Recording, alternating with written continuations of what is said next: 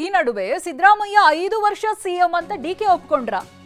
ನನ್ನ ಬಳಿ ಬೇರೆ ಯಾವ ಆಯ್ಕೆ ಇದೆ ಅಂತ ಡಿಸಿಎಂ ಡಿಕೆ ಕೇಳಿದ್ದಾರೆ. ಸಿದ್ದರಾಮಯ್ಯ 5 ವರ್ಷ ಸಿಎಂ ಅನ್ನುವಂತ ಪ್ರಶ್ನೆಗೆ ಡಿಕೆಶಿ ಉತ್ತರ ಇದು. ಹೈಕಮಾಂಡ್ ಏನ್ ಹೇಳುತ್ತೆ ಅದನ್ನ ಮಾಡ್ತೀನಿ ಅಂತ ಹೇಳಿದ್ದಾರೆ. What option I have? I have to stand by him, I support him, and I don't have any objection to it. Whatever the party High Command tells and whatever he desires, it will be fulfilled.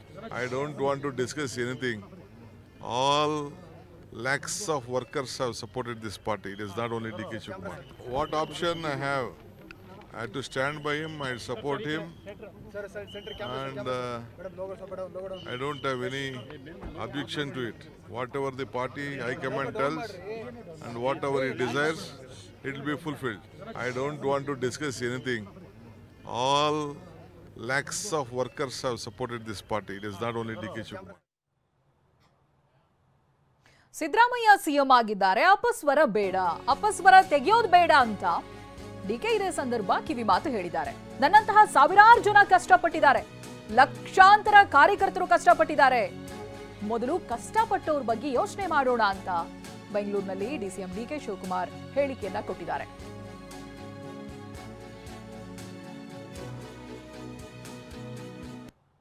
Surjewala ಅವರು 2 ದಿನ ಶಾಸಕರ ಅಭಿಪ್ರಾಯ ತೆಗೆದುಕೊಂಡಿದ್ದಾರೆ. ಈಗಲಾದರೂ ಶಾಸಕರ ಅಸಮಾಧಾನ ಕಾಣಿಸುತ್ತಾ? ಅಸಮಾಧಾನ ಎಲ್ಲೂ ಇರಲಿಲ್ಲ, ಯಾರ ಅಸಮಾಧಾನ ಏನಿಲ್ಲ. ಅವರು ಪಾರ್ಟಿ ವಿಚಾರದಲ್ಲಿ, ಸಂಘಟನೆ ವಿಚಾರದಲ್ಲಿ ಕೆಲವು ಅವ್ರಿಗೆ ರೆಸ್ಪಾನ್ಸಿಬಿಲಿಟಿ, ಅಕೌಂಟಬಿಲಿಟಿ ಫಿಕ್ಸ್ ಮಾಡ್ತಾ ಇದ್ದಾರೆ.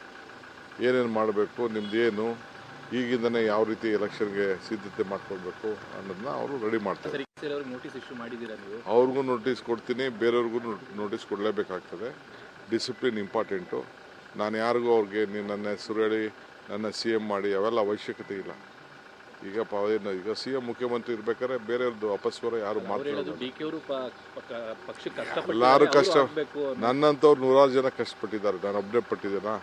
ಸಾವಿರಾರು ಜನ, ಲಕ್ಷಾಂತರ ಜನ ಕಾರ್ಯಕರ್ತರು ಕಷ್ಟಪಟ್ಟಿದ್ದಾರೆ. ಫಸ್ಟ್ ಅವ್ರ ಬಗ್ಗೆ ನಾವು ಯೋಚನೆ ಮಾಡ್ತೀವಿ.